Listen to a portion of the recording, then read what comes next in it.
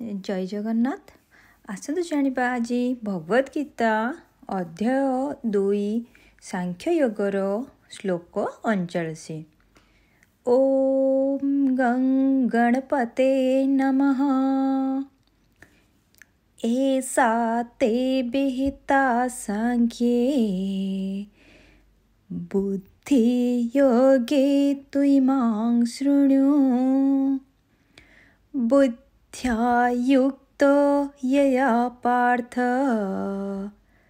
कर्मबन्धं प्रहास्यसि।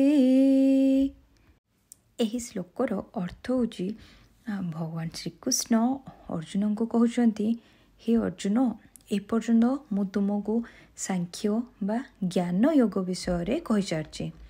वर्तमान मु एबे कर्मयोग विषय रे कहबाकू जाउछि, जहाँ आश्रय कले तुमे तुमर समस्त कर्मर बंधन रु मुक्ति होई परिबो।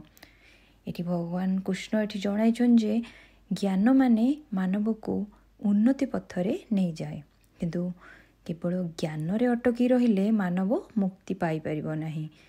एही लक्ष्य पई अवश्य कर्म करिबा आवश्यक, किंतु एही कर्म निष्काम भावे माने फल उपरे आसक्ति बिना करिबा उचित।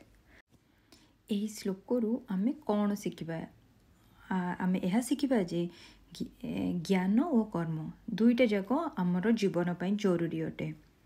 सेकेंड होची निष्काम कर्म, कर्म करिबा आवश्यक, किंतु आमे ता उपरे फल उपरे आसक्ति रखिबा अनुचित। थर्ड होची मुक्ति पथ, जदि एई बुद्धि और कर्म द्वारा जीवन चली थाए तेबे मनीष कर्म बंधन रु मुक्ति पाई परिबो। जय जगन्नाथ।